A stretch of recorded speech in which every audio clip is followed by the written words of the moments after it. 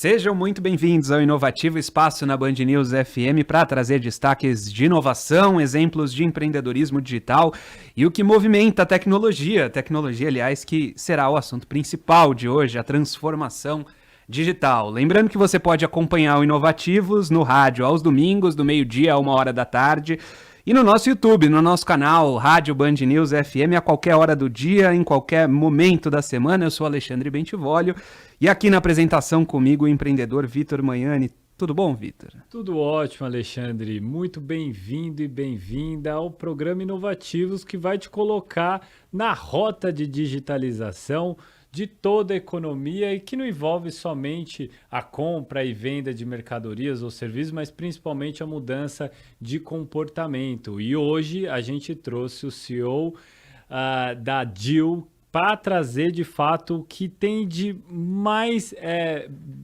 primoroso e benefício para todas as empresas que querem cumprir essa transformação digital. E transformação digital, Alexandre, como a gente já sabe aqui no programa Inovativos, vai muito além do uso da tecnologia. Envolve também mudança comportamental, de mentalidade, de times, mudança na gestão das empresas. Então, é um erro você comparar digitalização com transformação digital. Uma coisa é usar a ferramenta como muitos de nós, como consumidores, utilizamos, né, no nosso dia a dia, e outra coisa é, de fato, promover uma transformação. É por isso que a gente trouxe o CEO e fundador da Deal, que é uma das empresas mais habilitadas para tratar desse assunto, porque eles têm uma solução ponta a ponta, ou seja, eles pegam a empresa, a pessoa ali no começo, onde a pessoa não tem quase nada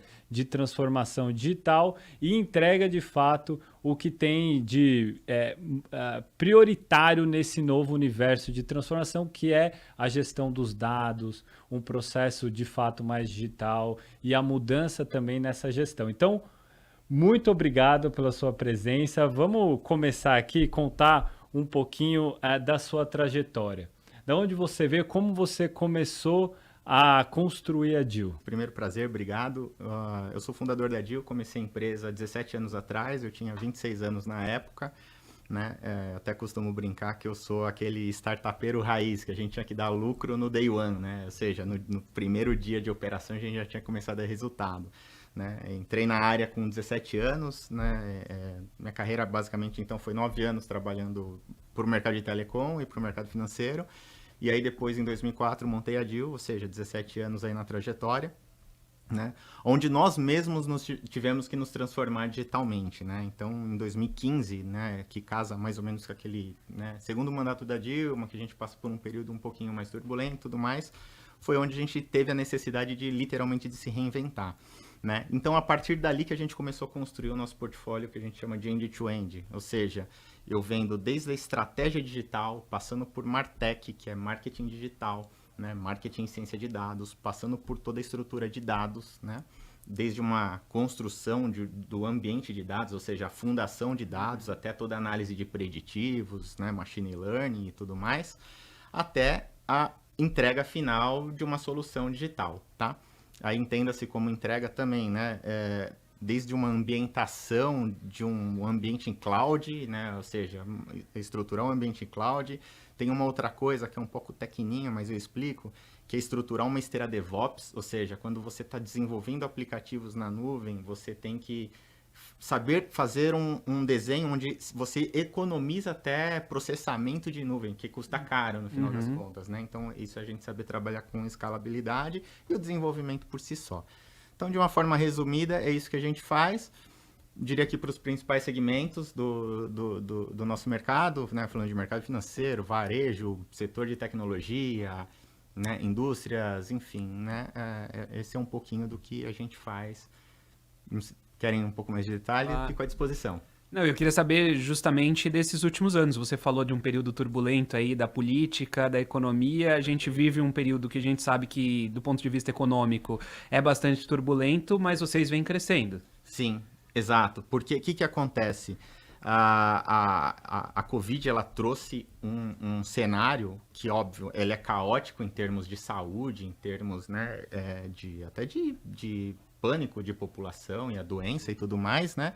Mas, ao mesmo tempo, existiu-se uma necessidade, inclusive, de vários setores, diversos segmentos que não tinham até o hábito de pensar em jornada digital, né? Ou seja, da noite para o dia, provavelmente acho que vocês passaram por isso no lugar onde vocês moram, a quantidade de correspondência, né, de entregas, todo mundo comprando online, né? Seja comida, seja roupa, seja tudo, né?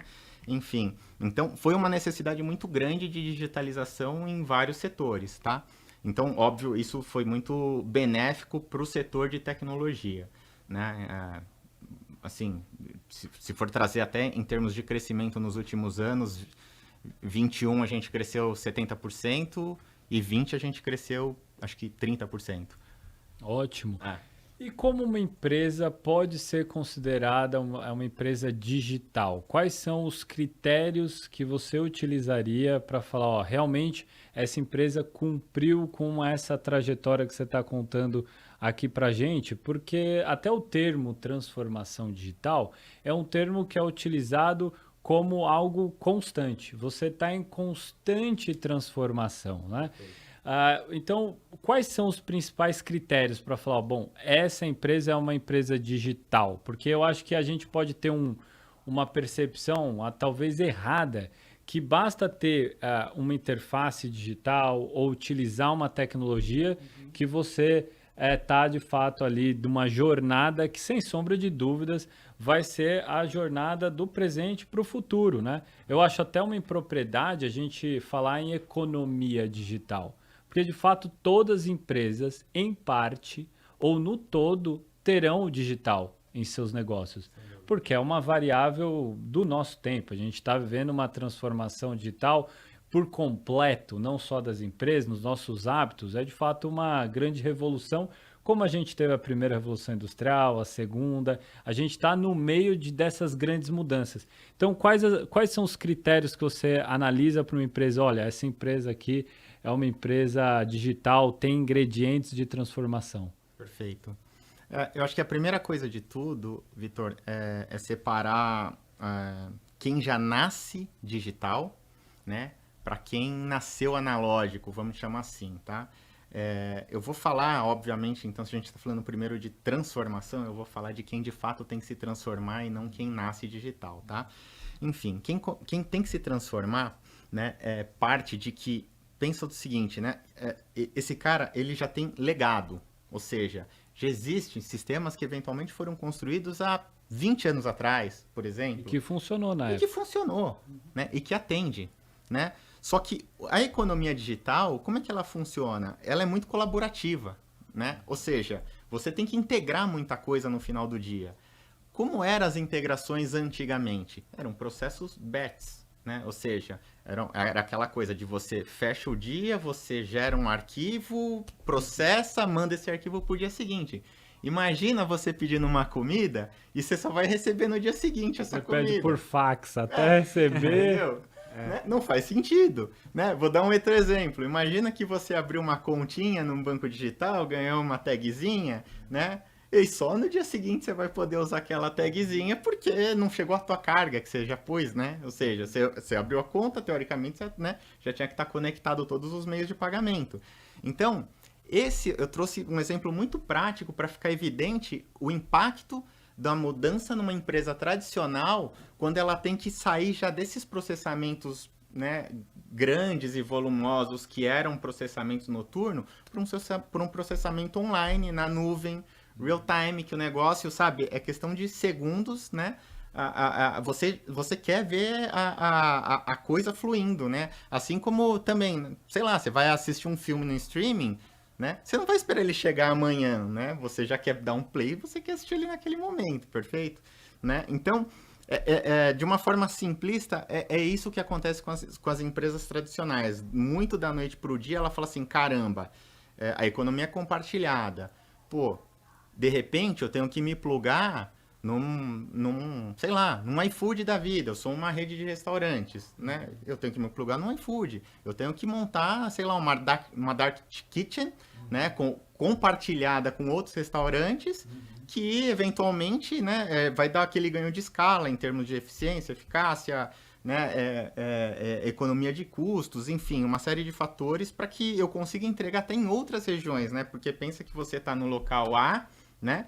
E de repente você vai para o mundo digital, você tem que entregar em todos os outros locais, no A, B, C, D, E, F, G, né? Ou seja, você tem que pensar em montar mini centros de distribuições, né, para que isso aconteça. Então, quando eu dou esse exemplo, o que traz já de imediato? Lembra que eu falei, economia colaborativa. Se ela é colaborativa, eu preciso mudar o meu mindset de ser colaborativo dentro das grandes corporações. O segundo ponto, eu preciso ter um ambiente ágil. Então a gente fala muito em agilidade, metodologia ágil, mas isso não é só em tecnologia. Isso é na empresa como um todo, né? Se as pessoas não entenderem que o time to market, né, ou seja, a velocidade de você lançar algo, ela é muito superior ao que era uma década atrás, ferrou, você também vai ficar fora do game, né? Um exemplo evidente também de educação, não sei se, né, provavelmente muito ouvinte deve ter filho. Pô, da noite pro dia, todo mundo tem que ter aula online, entendeu? Ali, claramente, você percebe o seguinte, e você até comentou isso, ou seja, ofereceu-se tecnologia, mas existia cultura para ir para o ambiente online, né? Os professores estavam preparados, os alunos estavam preparados, né? As rotinas e os processos já estavam adaptados àquilo, entendeu? Então aí vocês imaginam o caos que foi a brincadeira. Eu que sei. Né? Enfim, então por isso que quando a gente fala de cultura, a gente não está sendo muito simplista ou poético, é porque de fato muda, né? Muda a cultura, muda o mindset, né? Muda essa questão, até quando eu falei de economia colaborativa, as empresas, né, e as áreas, elas também não podem mais trabalhar como silos, porque isso gera um impacto muito grande na cadeia e na agilidade das coisas, né? Então é muito comum que, inclusive, quando a gente monta as nossas equipes para fazer essas jornadas digitais, a gente trabalha muito com um termo que a gente chama de equipes multidisciplinares. Ou seja, não são só perfis com habilidades e conhecimentos diferentes de tecnologia, mas inclusive de negócio. Né? Ou seja, as áreas de negócio, as áreas que têm alguma influência ou até interferência com aquela demanda, ela tem que participar da nossa squad, né? Ou seja, daquele grupo de pessoas que a gente monta para conseguir entregar algo no final do dia. Né? Então, dentro dos nossos indicadores, a gente gosta de medir, né? Não se o que a gente está entregando foi entregue com qualidade. Na verdade, a gente quer saber se aquilo que a gente entregou trouxe resultado no final do dia. Está dentro do nosso KPI, ou seja, né, tá dentro dos nossos indicadores, né, dos nossos objetivos, né? Saber se de fato aquilo que a gente fez trouxe resultado, tá? E a gente falava agora há pouco, Fábio, sobre algumas empresas muito tradicionais que ainda tinham as áreas muito separadas entre si, né? Você falava sobre as áreas da empresa atuarem como silos. E eu queria falar agora sobre dados, né? Queria que você contasse pra gente como você enxerga esse caminho de as empresas passarem a usar melhor os dados, às vezes dados que elas já coletavam, sempre coletaram, mas que nunca integraram esses dados dentro da empresa. Como que você enxerga essa digitalização nesse sentido? Perfeito. Não, legal. Bom, primeiro, o ambiente de dados, antigamente, né, ele era muito visto como a tua base de dados, ou seja, as informações que você coleta e que você trabalha em cima dela. E aí, antigamente também, óbvio, isso tem seu valor, mas é muito uma visão de você, que é o que a gente chama de olhar para o retrovisor. Ou seja, informações passadas. Você está olhando para aquela informação e você está tirando uma fotografia do que foi o teu histórico passado. E cada vez mais a gente começa a perceber que você precisa olhar para frente, né? Ou seja, você precisa começar a ter uma visão mais evidente de repente, vamos falar de varejo. Pô, por que aquela empresa que é um concorrente meu está vendendo mais? E aí você desce um nívelzinho, está vendendo mais, sei lá, cerveja, de tal marca. E aí você começa a olhar essas informações e você vê que você não tem aquela marca dentro do teu, né, do teu portfólio, por exemplo, tá? Então, né, que quando eu estou trazendo esse exemplo, significa que você tem que trabalhar com dados que a gente chama de dados estruturados, ou seja, são seus dados, é a sua base de dados, e o que a gente chama de dados não estruturados, que são os dados que estão disponíveis na internet, né? E não só dados, o texto. A gente está falando de vídeo, a gente está falando de imagem, a gente está falando de, né, de áudio, né? Então tem bastante coisa que é possível que você extraia informação dessas informações, né, que estão disponíveis na rede. Ou seja, você colhe aquilo que é pertinente ao teu business para que você, né, através de tecnologia, né, desde um grande ambiente de dados que é chamado de data lake, né? Desde que você faça uma grande coleta e que você passe a estruturar esses dados para que você gere algoritmos, né? Hoje, tecnologia e processamento de máquina evoluiu muito, então hoje é muito factível que você consiga processar grandes volumes e ter grandes insights. Então, isso serve para uma série de coisas. Serve para você melhorar a tua análise de risco de crédito, serve para você pegar fraude, né? Serve para você melhorar a tua performance de vendas, né? De qualquer item, inclusive. Serve para você ter um mapa de calor, um termômetro de como é que está a tua imagem perante uma rede social, né? Se você está indo bem, se você está indo mal, se você fez algo que causou algum impacto polêmico. Então esse tipo de coisa, né, é o que hoje é muito factível de você trabalhar com dados. E dados é essencial, né? E tem gente que tem muito dado, mas não consegue extrair conhecimento do dado, né? Você que tem uma padaria, um bar, você conhece a sua região como ninguém, né? Então, quem está nos ouvindo aqui, com certeza, se tiver alguma loja de bairro, sabe que fulano gosta de determinado item, ele passa em determinado horário. Isso gera muito conhecimento, ou seja, a partir desses dados, o horário que o cara vem, como ele quer o pãozinho, é daquilo ali que você vai antecipar algumas tomadas de decisão. Você já prepara o pão do jeito correto, já prepara a equipe no horário. E muitas vezes é muito individualizado, né? A pessoa que atende sabe, mas o outro funcionário, se ele ficar doente, não vai saber a mesma coisa.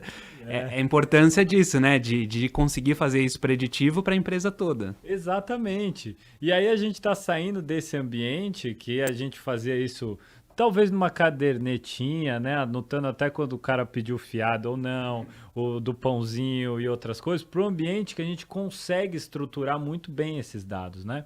E aí você estava comentando com a gente que o colaborativo é o novo competitivo, né? Que você precisa estar conectado a muitas outras, talvez, empresas e soluções para você, de fato, conseguir ter o que há de melhor para fazer com que o negócio avance, né?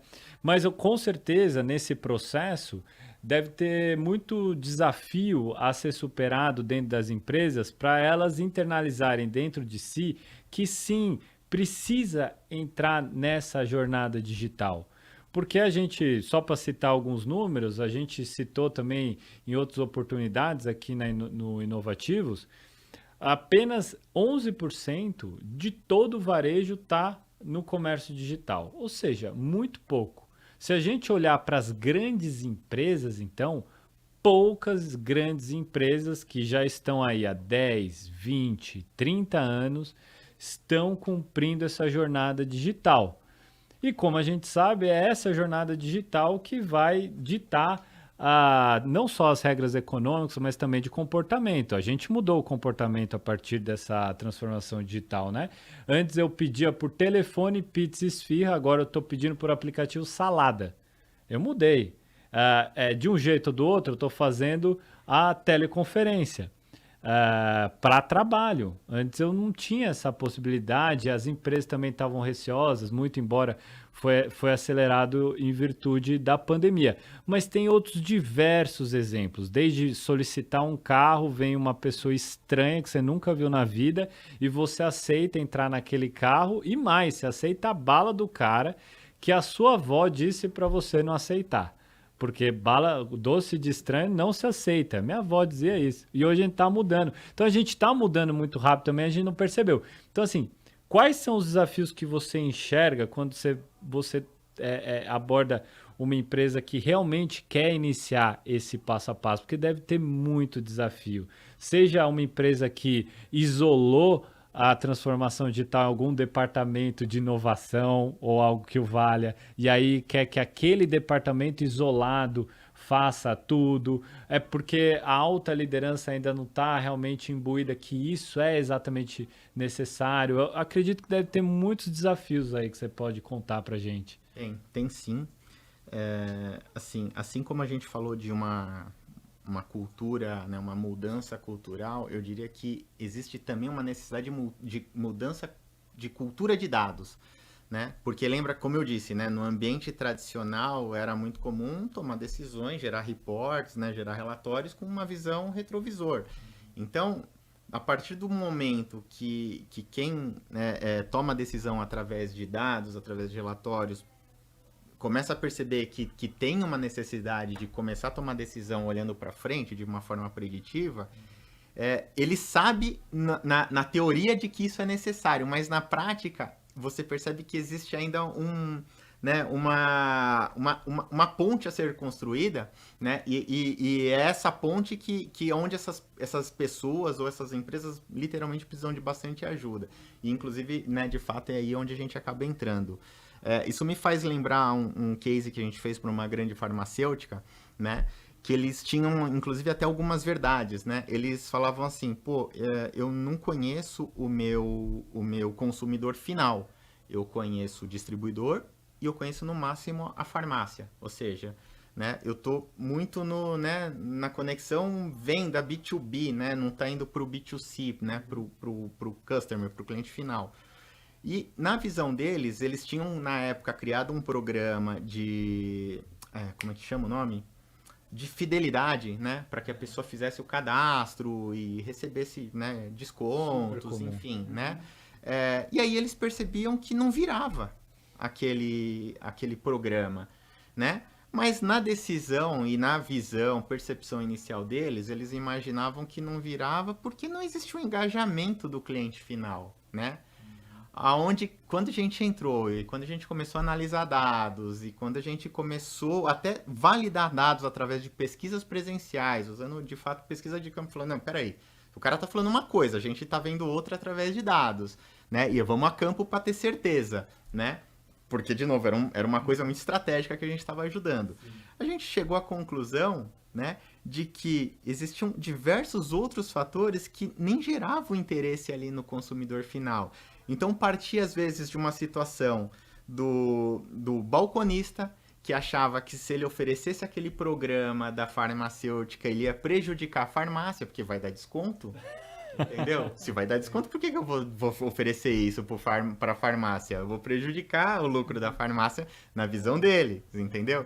Então, olha que interessante, um caso prático que eu estou trazendo para vocês, da importância de você conseguir, né, reativar uma campanha de falar assim, gente, isso aqui que vocês estavam fazendo não era legal, ela só estava mal posicionada, né? E com dados a gente conseguiu provar para eles, né, de que era factível reverter e seguir para uma outra jornada, né? Essa questão aí do programa. Basicamente, né, foi isso que, por exemplo, a gente acabou pegando. Fábio, seguinte, você pontuou muito bem um caso que é um grande desafio, eu vejo, para grandes empresas. Anteriormente, do ponto de vista de gestão, as empresas gastavam muito tempo planejando, vamos supor, um produto, um cosmético. Então, gastava-se 1 ano, 2 anos ali pensando no produto, fazendo a campanha. Aí ele pegava aquele produto, ia para um veículo de massa, divulgava. E aí ele, só depois de muito tempo, que ele iria perceber que o consumidor não queria aquele produto, né? Por mais que eles tivessem estudado. Alguma coisa estava errada ali no produto, o consumidor não aceitou. Ou seja, ele gastou muito tempo, gastou muito recurso. Quando você tocou em metodologias ágeis, essa mudança de até da gestão das empresas, é possível você encurtar esse caminho e trabalhar de um outro jeito, né? Ou seja, você gastar menos tempo planejando, não que não seja necessário, é muito necessário, mas você testa mais. Então você pode ter um produto, 2, 3, errar 10, 15 vezes, mas na hora que você acertar, você pode escalar aquele produto e aí você está ou no oceano azul que a gente chama que só tem o seu produto, porque o seu produto é inovador, inaugurou um mercado, ou vai ter muitos consumidores que vão querer aquele produto. E nesse ambiente de dados, como você também bem colocou, é a base também para inovar. Porque a gente está saindo de um método de gestão de empresas intuitivo muitas vezes, né? Não que não tinha conhecimento lá, porque tinha muito conhecimento e deu certo por anos a fio, mas para um ambiente mais, talvez eu diria, científico, porque eu tenho os dados lá e a partir daqueles dados eu tenho como prever muitas vezes comportamento, né?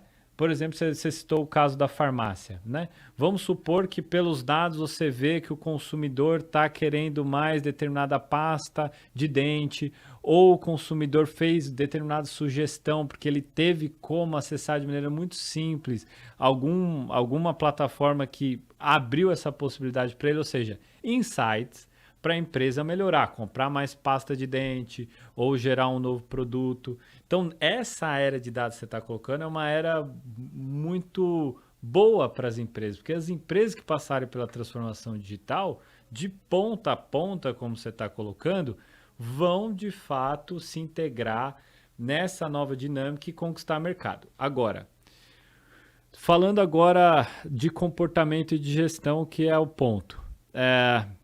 O que você vê ali que é essencial dentro de uma empresa para lidar com esse processo de transformação digital? É ter equipes multidisciplinares, como você colocou, é ter uma alta liderança de maneira top-down, de baixo para cima, internalizando tudo isso na empresa, ou primeiro parte da criação do data lake, depois você vai ajustando a gestão. O que vem primeiro? Quais são essas etapas de transformação digital dentro da gestão da empresa, na prática? Não, legal. O que eu enxergo que funciona bem, e aí também vou tentar ser o máximo prático, né, para que a coisa fique bem evidente, inclusive para todos nós e os nossos ouvintes, tá? Sim, quando você pega uma situação, né, de uma empresa que já tem o hábito de fazer inovação, né, ou que estar disposta o que a gente normalmente oferece, né? Você falou de gestão top-down. Eu acho que não pode ser só top-down, tem que ser top-down e bottom-up, né? Ou seja, de cima para baixo, de baixo para cima. Você precisa captar o que está vindo de ideia também, né? Das pessoas que estão no dia a dia, que estão sentindo as dores ou vendo as oportunidades na prática. E aí, né, foi o que eu disse, de trazendo para a prática, inclusive, né? Tem um cliente nosso que era uma fintech, virou um unicórnio, abriu capital, né? Enfim. E eles têm o hábito de fazer o que a gente chama de fazer um lançamento rápido, né? Ou seja, um MVP, né? Que é um mínimo produto viável, né? Então, eles começaram com conta corrente, né? Aí, de repente, e testaram, né? Aí, vamos fazer um novo lançamento, vamos colocar um cartão. E eles avisaram, estamos lançando quem vão ser os early adopters, né? Quem vão ser os primeiros a testarem. E aí gera aquela cultura de engajamento. Eu quero testar e vou entrar. E vou ajudar, tá com um erro aqui, tá com um erro ali. Ou seja, lembra que eu falei do ambiente colaborativo? Olha que interessante, a empresa lançou um produto que ele não sabia se ia dar certo, até porque já tinha um monte no mercado, né? E ao mesmo tempo falou que era novo e colocou as pessoas para testarem, né? Então, isso é o que a gente chama de um ambiente de innovation continuous, né? Ou seja, uma inovação contínua através de um mínimo produto viável, né? E você, consequentemente, analisa dados, né? Bom, vamos lá. Né? Isso tá bonito na teoria, na prática, como é que é? Lembra que são dois ambientes, principalmente para quem está se transformando, né? que é o que a gente chama de Dual Track Agile, né? Ou seja, você tem que lembrar que se existe uma operação normal e que essa equipe tem que tocar o bumbo, né? Ali pega incêndio, né? É o pega pra capar. E do outro lado, tem essa equipe de novos produtos, novas tecnologias que fazem novos testes, entendeu? Então é quase que você construir algo novo com um carro em andamento, né? Por isso que, obviamente, quando você olha as startups, né, esse universo todo de startup, você vê, às vezes, uma facilidade de rampar mais rápido quando o cara, obviamente, tem uma gestão, tem competência, tem tudo envolvido, porque ele não tem o legado, ele não tem a dor de barriga. Ele nasceu o que a gente chama de cloud native. Ele já nasceu no ambiente na nuvem, né? Ele já está construindo tudo na nuvem, ou seja, as integrações com outras plataformas, é tudo muito mais simples e tudo mais fácil, né? Facilita, ou seja, você já nasce com um ambiente de dados que você já está estruturando tudo certinho do zero, né? Então, óbvio, né? Quando você olha, só que ao mesmo tempo, né? A economia ela é gigante e tem grandes players, né? Gigantescos, né? Com grandes legados e que tem que fazer, obviamente, né? Tem que correr atrás e até mais do que correr atrás, além de se transformar, tem que se plugar com a nova economia. Né? Então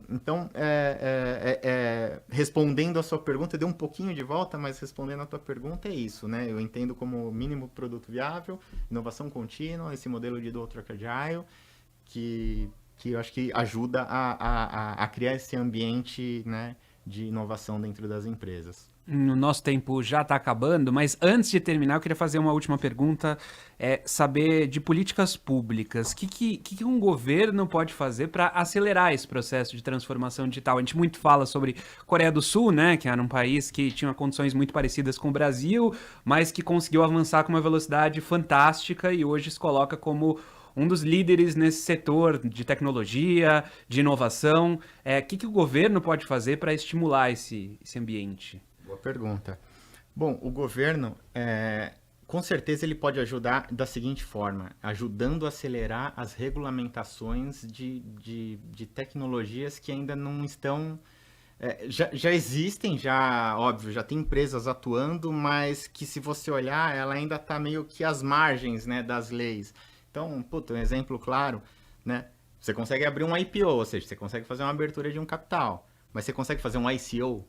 Ou seja, né, fazer uma abertura, né, num mundo, né, através de NFTs, né, usando blockchain, você não consegue, né? Pelo menos no Brasil isso ainda é inviável, né? Então, um exemplo desse, né, já que eu entrei nesse mérito, criptomoedas, né, eu vejo que é um caminho que não tem como encerrar. Eu acho que é um caminho que só está começando. Né? Isso facilita demais e até ameaça alguns modelos tradicionais. Seria muito simples, a partir de amanhã, você poder viajar e você ter a tua moeda digital que você usa em qualquer lugar do mundo, né? Em vez de ficar pagando câmbio, né? Tomando, né, várias... como é que fala? Pagando spread bancário em cima de transações, pagando IOF, enfim, pagando uma série de taxas, né? Que dá para baratear a conta. E outro ponto também, né, ainda falando de governo, contratos digitais, né? Não sei, né? Eu olho hoje, né? Óbvio, você pega a tecnologia, você tem que olhar, sei lá, 10 passos, nesses 10 passos tem alguns que estão muito lá na frente e que você vê que é uma realidade longa ainda de isso chegar. Mas se olha no curto prazo, né, você fala, isso, né, contratos digitais, né, uma não necessidade de um cartório, hoje já é factível, entendeu? Perfeito. Né? Uma não necessidade de sei lá, de um documento, de um Detran, tanto papel, né? Tanto papel, né? Eu acho Talvez que nisso não o governo conseguiria ajudar. A não necessidade, extinção redução dos cartórios, né? Mas principalmente um conceito que você trouxe muito bem aqui, que é a integração, a colaboração. Então, se eu quero alugar um imóvel, comprar um imóvel, eu tenho que ir até o cartório para ter um carimbo. Eu gostaria de ter integração como cidadão. Ter integração no cartório, o cartório de maneira muito rápida vai dar boa fé àquele documento, ou seja, falar, aquele documento é um documento oficial, etc e tal, para todo mundo.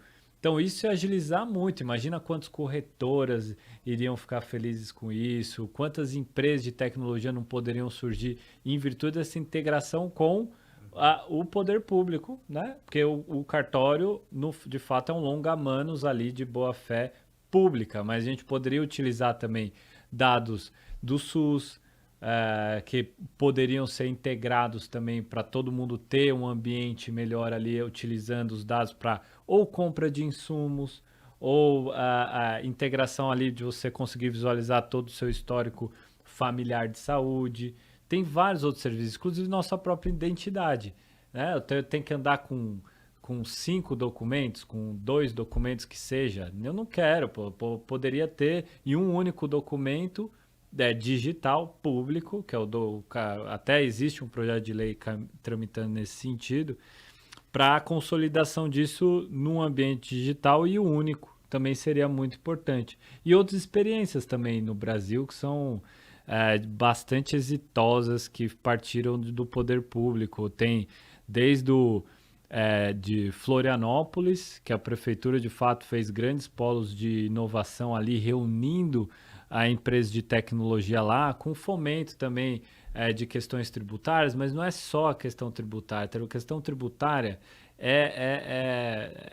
ela vem num segundo, terceiro momento. O principal seria fazer de fato essa ponte num plano estruturado entre quem quer empreender, quem já existe dentro desse universo digital, para gerar negócio. Tem também o Porto Digital, enfim. O Brasil tem grandes exemplos, né? Falta, eu acho que, de fato, olhar para isso, entender que isso é o futuro e traçar essas vias, né, para desenvolvimento. A gente saiu do ambiente analógico, a gente foi para um modelo digital, ou seja, omnichannel, análise de dados e tudo mais, e a gente está partindo para uma terceira era, que é a era do metaverso. Uhum. Né? Como é que eu enxergo que isso vai acontecer e como vai acontecer? Né? Lembra que a população que provavelmente vai fazer esse ambiente de metaverso virar vão ser a próxima geração, vão ser os nossos filhos, né? Que já têm o hábito de... Eles já estão no metaverso, eles já estão nos joguinhos, eles estão comprando online já. Eles compram a skinzinha, a roupinha, Sim. comprar arminha, né? Eles já estão nesse ambiente. Quando não vão além, né? Se você for pegar, por exemplo, um exemplo do GTA, um jogo muito popular, existe um modo online que muita gente joga em que as pessoas desempenham profissões reais. E existem empresas reais que se posicionam dentro do jogo e as pessoas desempenham, por exemplo, a função de entregador de moto. E a pessoa, dentro da história, vai ser o entregador e vai ganhar por isso, e com esse dinheiro vai conseguir recompensas dentro do jogo. É uma forma de, como a gente já falava de Second Life, de como a gente está falando de metaverso, é um estágio, pelo menos, inicial desse metaverso que está se apresentando. Então, são essas pessoas que vão entrar no ambiente de trabalho, né? Essa próxima geração. Vai ser comum ela estar dentro de uma cidade virtual, vai entrar, sei lá, num stand de vendas, vai comprar um apartamento, ele vai olhar esse apartamento de forma virtual, vai negociar com o corretor de forma virtual, com um avatarzinho, vai fechar as condições, vai assinar um contrato digital por ali e depois ele vai retirar a chave física que pode chegar na casa dele, ele vai lá quando receber, né? Ou seja, é literalmente uma mistura do físico com o digital. É um exemplinho só de que eu acho que é factível e tende a acontecer, principalmente com a evolução da nossa conectividade, né, através de mais velocidade, ou seja, mais conectividade, e inclusive através de computação quântica, que é uma melhora do processamento da máquina que está muito próximo de acontecer. É isso, gente. Um pedacinho só do que vem por aí com essa transformação digital. Você acompanhando aqui no Inovativos a conversa com o Fábio Hayashi, CEO da Geo Technologies, falando sobre essa transformação, essa mudança de cultura, essa mudança de processos que deve chegar nesses próximos anos a todos os setores, né? Em alguns mais rapidamente, em outros dali a uma década, daqui a mais do que isso, talvez até em alguns setores, mas fato é que essa transformação digital vai chegar e vai chegar com força a todos os setores. Eu queria agradecer a disponibilidade do Fábio, a atenção com o ouvinte da Band News FM para explicar todos esses processos para a gente, tirar todas as nossas dúvidas. E agradecer também ao Vitor aqui comigo no Inovativos nessa edição. Obrigado, Fábio. Obrigado, gente. Prazer. E a gente volta na próxima semana com mais uma entrevista falando sempre sobre esse ambiente digital, ambiente de inovação, de empreendedorismo digital aqui na Band News FM.